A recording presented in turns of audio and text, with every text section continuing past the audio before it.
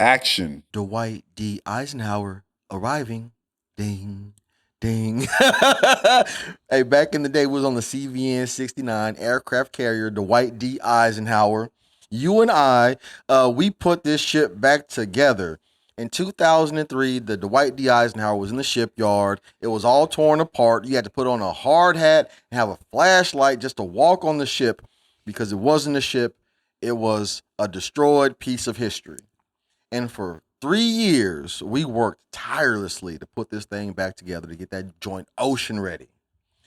And now we're here. Remember, it was all green.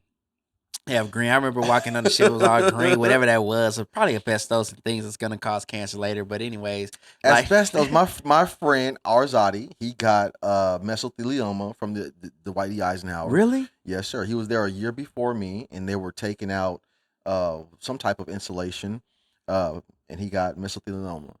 Uh, Shout out to you, Arzadi. You all right? So did he? This was something that he found out later. I wonder how many people. Yo, I used to sleep in a room. You know, a stripper, the pink stripper. Yes. I would sleep in the staterooms. I actually went to like. You gotta tell me DRB what the for this. stripper is. Like you have tile on the boat, not like strippers. and there's wax. Right. And so, as an airman or a seaman, your job is to strip and wax floors all day, every day. And I would sleep in the stateroom For low with that pay. stuff, smelling that stuff in. Like, there's a lot of stuff that we. And the Hey, stateroom is where officers sleep. your servicemen and women out there do things that is detrimental to their health to keep you safe. Do you remember how much money you made as an E1? I believe as an Nah. E1, I made $840 a month. $840 a month. I think that all men should probably go to the military. You need to learn a trade. You shouldn't go to college. It's going to cost you a whole lot of money. And so if you don't have no options, the military is the best way to propel yourself into the middle class and to get a woman. But when you do true. that, you ain't going to make very much money. You have people talk to you crazy. And it was a very interesting experience. So when I said Dwight D. Eisenhower arriving, that's one of those things that happens on the ship. It happens so often. That's when the captain comes onto the ship and they're acknowledging the fact that he's there. And there's all these little things. The military changed my life. It helped me. I didn't need to be disciplined because my father had already disciplined me, but it showed me how to interact with people from different cultures. A lot of white people. I learned about interracial dating. I learned about, you know what I'm saying? Now, I ain't learned about it from the military, but it's different when you're young adults and you have to deal with each other. That's true. You are exposed. Like, so I'm from this neighborhood. You know, I grew South up Park. I grew up in South Park, man. You know, South Park, went to Worthing High School. So my entire experience was black. My entire experience was black culture. So I never left past, like, when I started driving, I didn't go past the Galleria but one time in high school. Dang. Okay. Go ahead. And I went to Northwest Mall. That's over there where I eventually would live later on. You but went to Northwest Mall. Yeah, That's just on went the- over there. That's I on went- the north side. I went over there to see some chicks, caught a flat tire, and I was like, oh, this is my sign. I never go to the north side again. So I didn't do it again until my 30s. But anyways, I never went past the Galleria. Going to the military enabled me to be around other cultures of people and experience life in such a way that when I came back to Houston, which is really the most diverse country in America, it's the most international city in America, and it's my favorite city in the world, it inspired me to really venture out and love my city in a way that I couldn't have if I did not go to the military and Because wasn't inspired by other cultures. You've been in some places where it was predominantly white and they, Yeah. and they didn't like you. Right, They right. didn't deal with you. And it's so funny too because a lot of people that I served with live here now. Like, it's funny how things come full circle. But there's a lot of people that's living in Houston right now. We were just talking about this, like, yo, especially for what we're doing with this network, we're in the best place in the world to be right now in this city. But that's because we experience different cultures. If it wasn't for the Dwight D. Eisenhower CVN-69, I don't think I'd have this perspective. Hazing, fighting, just doing the hard stuff is how I even got this perspective. Interacting with strong men. What I learned in the military is men have to fight for what they believe in. Honor, courage, and commitment. They have to be committed to something. And so I get so excited. If men, specifically poor men in America, don't acknowledge the fact they have to be powerful, man, we're going to look at some real tough times. We talk about the universal basic income. That's when they understand that there are no jobs. Artificial intelligence is replacing you, And the only thing that we can do is give you some money. But when we start giving people money, we get hyperinflation. Hey, man, autonomous vehicles. It's happening. You've probably seen these little vehicles driving around with these little weird things on top of their cars, surveying. Well, they'll tell you that it's a driver assisted, and they're surveying the land as it drives around because they're going to be vehicles that's going to be not only driving you around, delivering things to you. So, how many jobs are going to be eliminated once this happens? I think the majority of GM vehicles, they have like a super cruise where you can put it in cruise control and not touch the wheel for a little while. Right. Yeah, we're getting there. We're getting there, whether it's electric vehicles or not. We're getting there. Man, honestly, right hand to the man, we're not supposed to be driving cars right now. It's a very egotistical thing to be driving a car. The private vehicle is probably the worst investment in the history of America. It's true. The only reason why I say that is because you go to any industrialized nation, you go to Europe, they have trains that go so fast, it's like a plane. And it's mass transportation, and so you don't have all these roads, all this congestion. Going on any freeway in Houston's like 6 lanes. But if you look at it like, okay, so we think about Uber and Lyft, and people have asked me like, well, how much money do you make? Like, you make a reasonable, especially in Houston, a reasonable living to where you can pay your bills and have something left over. And the reason is because we don't have mass transit here. So my question to all Americans is, what happens when you start eliminating the use of humans, when you start taking away our right to work, when you start taking away having a, that's an opportunity to be able to drive people around and get them places safely. Like, what happens when? I disagree with this whole premise of labor. I do not think that the human person, I disagree with the Bible. I don't agree. You disagree with the Bible? Yes, hell yeah. They're supposed to toil, motherfucking lilies of the field. Excuse me. Do you think that this precious entity was designed to toil every day? No. According to scripture, I was designed to praise the Lord. Am I supposed to praise the Lord by breaking my back and putting sweat on my brow? No. I need a little machine to do that for me. Hey, come here, robot. Pick this up, take that over there, right? But how do we get to that place? And right now, we're in the transitional period. I started off talking about the military because that's where I got to see some of the most high-tech pieces of equipment in the world. Yeah. I was like, this exists? I worked on the flight deck of an aircraft carrier, so I got to see jets take off, jets land. I loaded these aircrafts with the most sophisticated bombs in the world. I knew how to wire them, fuse them, everything, yeah? And so when I saw what technology, the power of destruction, I started to think in my brain. All of my peers were signing bombs, talking about F you Saddam, I hope you, and the bomb, it dropped on a family of a mother with 3 children, and they all died. And one of my friends signed that bomb. God, please forgive them, and please have mercy on those. God bless the dead. Right. Yeah, it might happen. It might sound morbid, but like this is just the transition of how we get there. The things that we have to go through to get to a place where we can be innovative. And I had to see death and destruction to think, man, I can use technology to be powerful. And so instead of using my technical skills to build more bombs, I built a studio. Instead of using my ingenuity to think about how I can kill more people, I wanted to have a conversation on how we save America. Not from foreign nations, not from Russia, not from China, but from ourselves. Somebody left a comment on my TikTok page where they were like, when I asked, where are the blue-collared men? Where are the bearded black men? Where are the bearded men, period, of America that's talking about saving our nation? And the response to my video, and they even made a video about this, was saying, well, they're not on the internet. But then I said, no, they are. Because how can we affect so many people at once? We have to use technology. So we have to utilize this space that we have to touch so many people. I mean, dude, collectively, we have about over 6,000 subscribers. We have probably so many millions of views of people watching us that we can affect every day by talking what we talk. Those bearded brothers, they might not be chiming into the conversation, but they're participating by listening. And so for us, what's the direction? Well, I look at everything that's happened for every black leader that we've had. They've always said, collective, we have to work together. But to go where and to do what? Where are we going and how fast are we getting there? Without mass transit to be able to go from sea to shining sea, we can't really create the infrastructure that we need to be powerful in America. And if you tell poor people that the only way they can become successful in a metropolis like this is to have a car to be able to drive over. Man, Houston is so huge. And if I chose to ride the bus to go from the south side of Houston, Texas to the north side of Houston, Texas, it'll take 2 hours and 38 minutes on the bus. Round trip that's 5 hours. 5 hours in transportation only. I was doing this to work a job, right?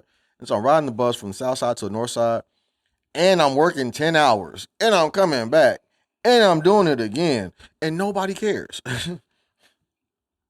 I mean, but at the end of the day, how else are you gonna do this? Like how else are you actually going to get around without the use of a car? How are you going to get around in a lot of places in America? You brought up something that was unique though, and I like this. This actually stuck with me. You were talking about building transit that ends up in the middle of America because of what's happening environmentally. So like our coast, what's happening to our coast. And I thought that was very unique. Like creating a situation that meets in the middle of America, building the middle of America again. More specifically, everyone understands that the temperatures are rising, Right. global warming is happening, and our coastal cities they're being flooded. Houston gets hit by hurricanes. Man. Baton Rouge, I think hurricanes. we got one coming this week. East Coast, West Coast, hurricanes. And now when you see this is happening, and it's only going to get worse, and you're going to have erosion, cities are literally going to fall into the ocean, you got to come to the middle of America. And if our city planners, if our politicians don't see that America needs to save itself, we got bad politicians. It sounds like in your discussion too that we're talking about mass transit. And I remember you saying this is a 200-year plan. How many jobs would that create over the course of 200 years if we came up with an intricate mass transit plan? So in America, we want our money right now. It's a right away economy. I want my hamburger right away the way I want it. Yeah. And so since we're doing it this way, we want our government the way we want it also. Right. Republicans, Democrats, Independents, American people, we're not discussing how we want America to look 50 years from now. We're doing it 2.5 years at a time because after 2.5 years, it's a re-election cycle. They start running campaigns. And now instead of talking about mass transit, instead of talking about poverty, instead of talking about ending this war machine, we start talking about is Kamala black or is Donald Trump going to be a dictator? And if any man in America is afraid of Donald Trump being a dictator, that's because you ain't got no dick. You ain't got no balls. You coochie. And the reason why I say this is because I ain't afraid of no one man. There are 100 million men in America. Do you think that one man or one regime can control? Bro, there are 400 million guns in America. Like, stop it. Stop it. So let me ask you a question. Talk to me. Does this not make the Second Amendment more just pop out at you more and more when we talk about Second Amendment rights? Because, it's all been this question of, getting rid of guns and, minimizing how many guns you could have. But it's like at the end of the day, when we're talking about protecting ourselves from tyranny, you need to be able to protect yourself. You do, especially right now, especially when people like Barack Obama, Kamala Harris, Joe Biden, when they want to censor free speech, when they're going after the CEO of Telegram, when they're going after Elon Musk, when they're saying that you're not supposed to be able to say that because what you're saying, it hurts my feelings. Since when did your feelings take precedence over my freedom? But then you also have to think about this too. You got these fake dogs. Have you seen those? Those robot dogs that can shoot and blow up things. I mean, let me ask you a question. How much input should we have on things like that? I think that's the thing that we should control is your government being able to have drone strikes and all this type of shit on their citizens. I'm sorry. Right, bro. Hey, the idea of censorship is the most worst leash in the whole entire world because no one is telling me what I can or cannot say. Right. I just know that when I say it, the algorithm's not going to play my video. So you ain't going to see it. But I think it's worth for you seeing it. And so then I comply. And every time I comply, I become complicit in my own destruction. And I don't want to participate in my own destruction. I want to be free. And when you talk about drones, Ukraine is using $500 drones to blow up $1 million tanks right now. The future is here right now. Right. Right now, in Europe, if you say the wrong thing, you can go to jail. Right now in Europe, if you post the wrong thing on the internet, you can go to jail. And they're saying that these ideas are coming to America, and they're coming to America through immigrants. Kamala Harris and Barack Obama are bringing these foreign ideas to America, and they're acting like you deserve to be treated like a foreigner in your own nation. And I started off by saying Dwight D. Eisenhower arriving because this was the president that told the United States of America that the military industrial complex was going to take over America and would be fighting wars until the end of time. And up till now, he was right because American men won't hold these people accountable. I should have a say in whether I live or die. And every man who participates in selective service should have a say in the cause in which he's living and or dying. I'm not saying to subvert the hierarchy. I'm just saying that when my chief or when my general, when they come to me and say, hey, we might need to go to war, maybe you should survey your troops. Very powerful, too, because Dwight D. Eisenhower is a general who served in World War II. And he understood that 80 million people died. Right. I'm so tired of everyone talking about the Holocaust. 6 million. Right. 26 million Russians died. Like what? Like 7, 8, 10 million Chinese people died. This was a world war. It wasn't just one group of people. This was a world war. Tens of millions of people. But when we discuss this era in time, we only talk about 6 million. And I'm not a Holocaust denier. I'm a World War II truther. Right. Tens of millions of people died. Right. And we have to find a way to unify us all when we start talking about the atrocities against freedom. Being able to speak the way you want to speak, being a way to have the freedoms that we have in this country, which we've promoted, instead of just diverting it to one group of people or saying that just black people have this, just Jewish people have this, or just this group of people have this. We have to understand that in America, being that we are an umbrella of so many different cultures, these people lie so Right. much. Nobody gave a shit about Pearl Harbor. I mean, no one gave a shit about Germany until Pearl Harbor. right, Until they hit you on your sovereign land, you didn't care. Right. Until they came and hit Hawaii, you didn't care about what was happening. And now it's like, oh my God, they're so terrible.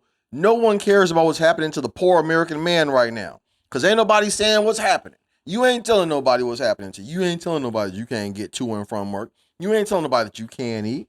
And so since this is happening, I think it's important for us to be historians, documentarians, to actually say, this is the plight of the American person right now in the richest, most powerful nation in the history of the world. There are people who can't eat. we have such a vast conversation on here, but one of the things that we really display is what it is to be American. Remember, we are the greatest Americans alive.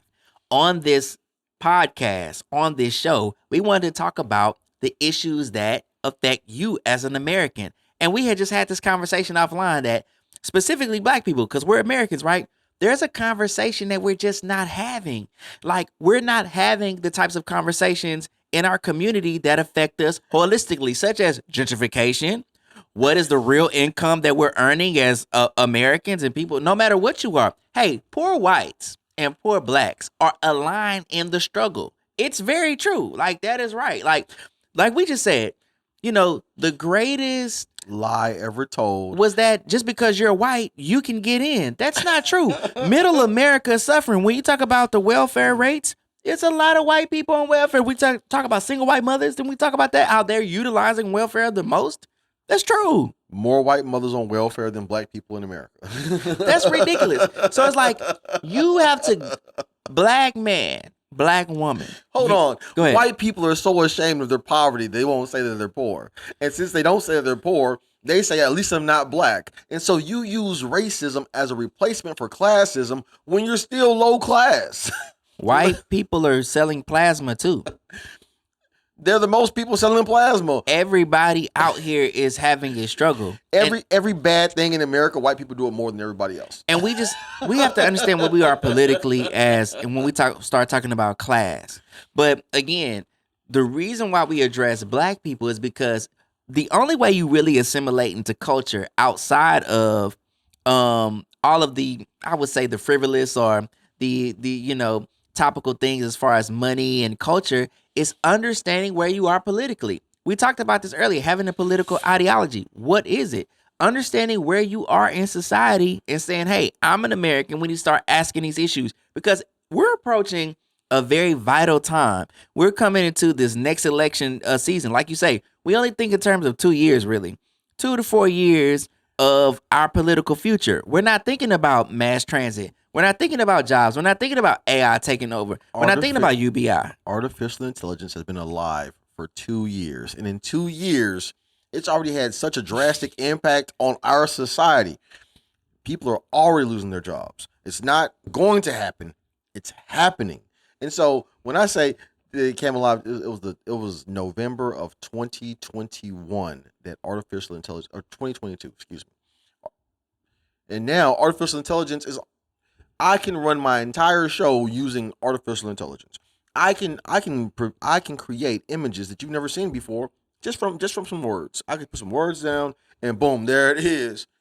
And you don't even know what's happening. This conversation is probably so boring to so many people because like black people think that intelligence is boring. Black people think that smart people are white. Black people think that intelligent people are. And if you want to be a smart person, then you aspire to be white.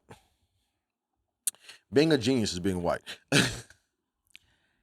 Here's the sad part about all of this. And I say that because they had a president that wasn't black and it was an immigrant. His dad was an immigrant, and they got so excited when he sang Marvin Gaye.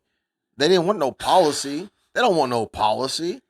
They just want to be pandered to. Can I? Oh, you black people, you so wonderful, you so amazing. Y'all are the first this, y'all are second that, and this is not a hot take. What I'm about to say, this is actually the very truth. Go ahead. And I've tried to refrain from saying this on the show, but I need to say it. Why? Because sometimes I have feelings and I want to spare people. Maybe that's the softer side of me because people don't think that men have softer sides. But I'm going to tell you something that's very true. I ain't got now. I know he don't. I'm being real. We've had deep conversations, and this brother is very stiff. My asshole is hard. This nigga. man is stiff, dog. This is a stiff dude. And I've been around a lot of gangsters, everything you can think of. This dude is legitimately stiff. I'm going to tell y'all something. Black people, unless you wake up right now at this very moment, you are doomed. You cannot compete. Nobody wants to give you reparations. Nobody wants to heal your family but you. You are stuck in the most minimal arguments online. You can't even decide whether you want to kneel or not. You are really screwed over. And unless you wake up right now and listen to the information that's being provided for you, you will not catch up. You will fall behind. And no one's going to care about your racism or anything that's happened to you. You must get an ideology today. You must stop saying that somebody is, because they're talking intelligent, that they want to be white, and you're attaching all these, hey, racism. You can't inherit your birthright because you can't get past your own blackness. Come on. Come on. That's a harsh reality. It's a harsh reality. It's true. Instead of looking in the mirror and saying, I deserve, you look in the mirror and say, but they got. Right. But they got. They got this. We ain't got this. Nigga, I don't want to. Don't nobody like us. We wear everything. Everything isn't racism. Everything is not racist. Like everything that you point, they're racist, they're racist, and you cry and cry and cry. While simultaneously, they don't like black people. Two things can be true simultaneously. Just because they don't like you, it doesn't mean they're stopping you. That's my point, right? Like, I know that you don't like black folks. That's cool. But because you don't like me, it ain't supposed to stop me. And if their opportunity is preventing you from doing the thing you're supposed to be doing, it's up to people like us to create opportunity. And the opportunity is right now is to create the conversation, to tell the truth. Don't get on your microphone and say someone is stopping me from doing something. Get on your mic and do something. Say something worth listening to. And I got something to say. They not like us. They not like us. They not like us. They not like us. They don't double cup like us. Hey, I put my man. Casa Amigos in a double cup just because, right? And I love that, right? I ain't got a dollar to my name, but my friend, he said we finna drink some Casa Amigo, and Hey, man. it's smooth, right? Smooth. Hey, before this, we used to drink Douce. How about Come on. that? I gotta say something too. Shout out to my boy Emmett. I'm gonna go ahead and give you some love because he was like Drake's a copycat. I'm like, but I'm from a city where everybody copy from. The Double Cup, that's us. The Lean, that's us. The Word Crunk. Shout out to Memphis. I know y'all, really y'all is arguable if y'all started crunk music, but we started the Word Crunk. You know what I'm saying? It's so many things that came out of this city. Mr. 3-2 influenced Snoop Dogg. Like, we're from a city that really influenced a lot of people, man. It's a down to earth place, Yeah. and it's about loyalty and respect. And if I really don't deal with you, ain't got nothing to do with how much money you got. If I don't like you, I just don't like you. You can't do nothing about that. And I think that's why, like, what they call it, H-Town. It's the 4th largest city in America, and we call it H-Town. No, nigga, this is Metropolis. The H. Man, the most international, the most diverse. And K Reno started that word crunk. I think we need to find a way to get K Reno on the show. But yeah, I mean, Houston can be the example of what the world should be.